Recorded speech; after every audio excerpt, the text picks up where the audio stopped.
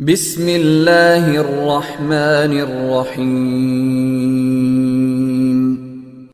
السلام علیکم ورحمۃ اللہ وبرکاتہ۔ ان الحمد للہ نحمده ونستعینه ونستغفره ونستهدیه والصلاة والسلام على سید المرسلین محمد وآلہ وصحبہ اجمعین، اما بعد۔ حاضرین و ناظرین، یہ درس قرآن نمبر 450 ہے اور آج سورۃ النساء کی صرف ایک آیت کی تلاوت و تشریح کی جائے گی، آیت نمبر 140۔ اعوذ باللہ من الشیطان الرجیم، بسم اللہ الرحمن الرحیم۔ وقد نزل علیکم فی الکتاب ان اذا سمعتم آیات اللہ یکفر بها ويستهزأ بها فلا تقعدوا معهم حتى يخوضوا في حديث غيره إنكم إذا مثلهم إن الله جامع المنافقين والكافرين في جهنم جميعا صدق الله العظيم۔ لفظی ترجمہ یوں ہیں، وقد نزل علیکم، اور تحقیق اس نے نازل کیا تم پر، فی الکتاب، کتاب میں، ان اذا سمعتم آیات اللہ،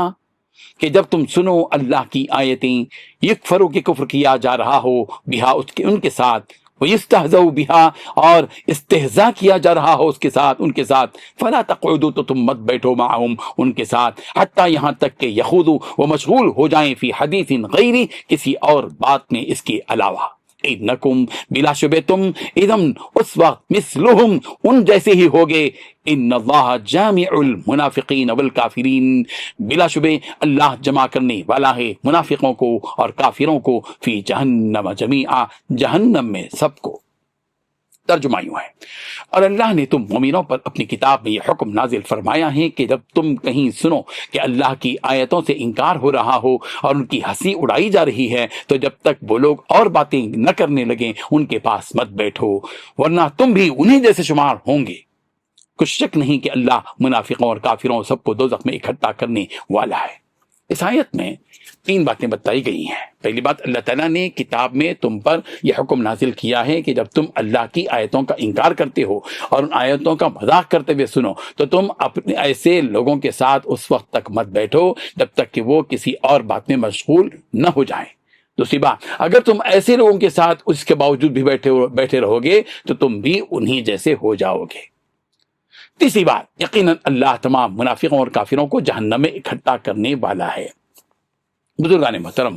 مکے کے کافروں اور مشرکوں کا یہ مشغلہ تھا کہ وہ قرآن مجید کی آیات کو اپنے لہو و لعب کا، اپنے کھیل کود کا ذریعہ بناتے تھے۔ ان کی مجلس اسی مشغلے میں گرم رہتی تھی کہ قرآنی آیتوں کا مذاق اڑایا جائے اور قرآن مجید پر طعن و تشنیع کی جائے۔ ایسے موقع پر ایسے خبیث لوگوں کی مجلسوں سے دور رہنے اور ان سے اعراض کرنے کا حکم سورہ انعام کی اس آیت میں بھی دیا گیا، وَإِذَا رَأَيْتَ الَّذِينَ يَخُوضُونَ فِي آيَاتِنَا فَأَعْرِضْ عَنْهُمْ حَتَّى يَخُوضُوا فِي حَدِيثٍ غَيْرِهِ، جب تم ان کافروں اور مشرکوں کو دیکھو کہ وہ ہماری آیتوں میں لہو و لعب کے طور پر مشغول ہوتے ہیں تو تم ان سے اعراض کرو، یعنی ان کو چھوڑ دو، وہاں سے اس وقت تک کے لیے ہٹ جاؤ جب تک کہ وہ کسی دوسری بات میں مشغول نہ ہو جائیں۔ سورہ نساء کی اس آیت میں اس طرح کی بات دوسرے انداز میں بھی کہی گئی، وقد نزل علیکم فی الکتاب ان اذا سمعتم آیات اللہ یکفر بها ویستہزأ بها فلا تقعدوا معهم حتى يخوضوا فی حدیث غیری۔ اللہ نے تم پر کتاب میں یہ حکم نازل فرمایا ہے کہ جب تم سنو کہ اللہ کی آیات کا انکار کیا جا رہا ہے اور ان کا مذاق اڑایا جا رہا ہے تو ان کے ساتھ مت بیٹھو یہاں تک کہ وہ کسی اور بات پہ مشغول ہو جائے۔ یہاں یہ وعید بھی بتا دی گئی ہے کہ انکم مثلہم، اگر ایسے مذاق اور انکار کے مجلس میں تم بھی ان کے ساتھ بیٹھے رہو گے تو تم بھی انہی جیسے ہو جاؤ گے۔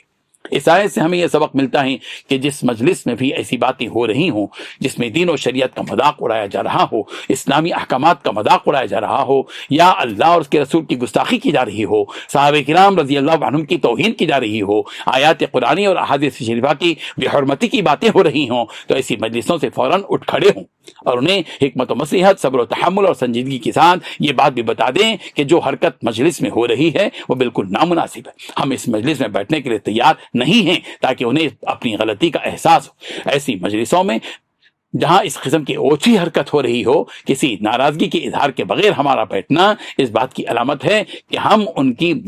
مجرمانہ باتوں سے متفق ہیں، پھر تو ہم اس جرم میں برابر کے شریک سمجھے جائیں گے۔ آخر میں یہ بات بھی بتا دی گئی کہ نفاق اور کفر کا انجام دوزخ ہے۔ رب ذوالجلال ہم سب کو کفر سے، شرک سے، نفاق سے اور فسق و فجور سے بچائے، آمین۔ وآخر دعوانا ان الحمد للہ رب العالمین۔